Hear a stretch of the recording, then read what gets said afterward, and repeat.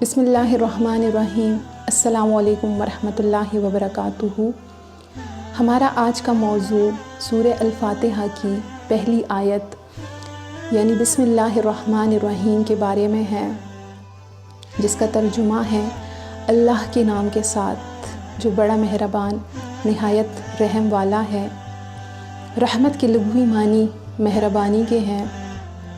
عمومی طور پر ہمیں بچپن میں ہی یہ سکھا دیا جاتا ہے کہ کھانا کھانے سے پہلے بسم اللہ پڑھنی چاہیے، اور اس کے علاوہ جو ہے ہمیں نماز سکھائی جاتی ہے، 6 کلمے سکھائے جاتے ہیں، 4 کل اور کچھ مسنون دعائیں جو ہیں وہ سکھا دی جاتی ہیں، اور وہ ہماری عادت کا حصہ بھی بن جاتی ہیں۔ لیکن کیا وجہ ہے کہ ہمارا جو ہے قرآن کریم کو سیکھنے کی طرف جو ہے ہماری رغبت اور شوق ویسا نہیں ہوتا جس قدر جو ہے قرآن کریم کو سیکھنے کا اور سکھانے کا شوق ہونا چاہیے؟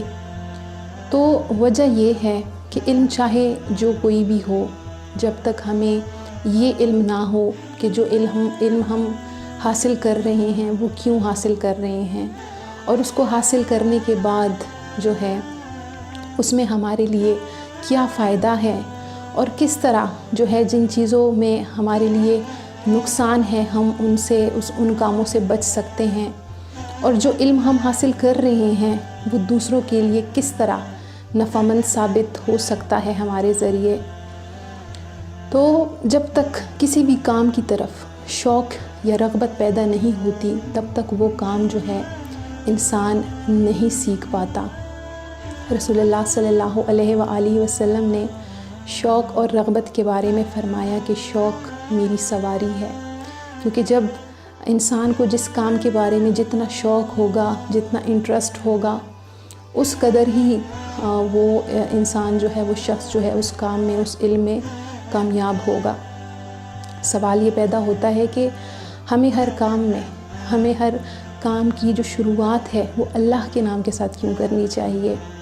تو ایک چھوٹی سی مثال لوں گی کہ جب ایک بچہ جو ہے جب وہ بھوکا ہوتا ہے، جب اس کو بھوک لگتی ہے تو وہ سب سے پہلے اپنی ماں کی طرف لپکتا ہے۔ کیونکہ اسے اپنی ماں کی ذات پر بھروسہ ہوتا ہے کہ وہ اس کو فیڈ کرے گی۔ تو بالکل اسی طرح ایک مومن کا جو ایمان ہے، اس کے جو ایمان کا جو تقاضا ہے وہ یہی ہے کہ وہ اللہ سبحانہ و تعالیٰ پر توکل کرتا ہے، وہ اپنی ہر مشکل، ہر پریشانی میں سب سے پہلے اپنے اللہ کی طرف رجوع کرتا ہے۔ اور ایک مومن جو ہے سب سے پہلے اس کی زبان پر یہی ہوتا ہے کہ ایاک نعبد و ایاک نستعین، کہ ہم تیری ہی عبادت کرتے ہیں اور تجھ سے ہی مدد چاہتے ہیں۔ ابن کثیر کی روایت ہے کہ رسول اللہ صلی اللہ علیہ وآلہ وسلم کے ساتھ آپ صلی اللہ علیہ وآلہ وسلم کی سواری کے پیچھے صحابی رسول بیٹھے تھے۔ ان کا بیان ہے کہ آپ صلی اللہ علیہ وآلہ وسلم کی اونٹنی کا ذرا سا پاؤں پسلا تو میں نے کہا کہ شیطان کا ستیہ ناس ہو، تو آپ صلی اللہ علیہ وآلہ وسلم نے فرمایا کہ ایسا نہ کہو، کیونکہ ایسا کہنے سے شیطان جو ہے وہ پھولتا ہے، خوش ہو جاتا ہے، وہ سمجھتا ہے گویا یہ میری طاقت سے ہوا۔ ہاں، تم بسم اللہ الرحمن الرحیم کہو، کیونکہ ایسا کہنے سے شیطان مکی کی طرح ذلیل اور پست ہو جاتا ہے۔ ابن کثیر کی روایت ہے کہ جو کام بسم اللہ کے بغیر شروع کیا جائے اس کام میں برکت نہیں ہوتی۔ اور ابو داؤد کی روایت ہے کہ صحابہ کرام کہتے ہیں کہ اگر بسم اللہ کا نزول نہ ہوتا تو ہم سورتوں کو جدا نہ سمجھتے، اور رسول اللہ صلی اللہ علیہ وآلہ وسلم نے نماز میں فاتحہ سے پہلے بسم اللہ پڑھی اور اس کو ایک آیت شمار کیا۔ اللہ سبحانہ و تعالیٰ ہمیں جو ہے قرآن کریم کو سیکھنے اور سکھانے کی توفیق عطا فرمائے۔ آج کے لیے اتنا ہی۔ نیکسٹ ویڈیو میں ہم سورہ الفاتحہ کی دوسری آیت کے بارے میں پڑھیں گے انشاءاللہ العزیز۔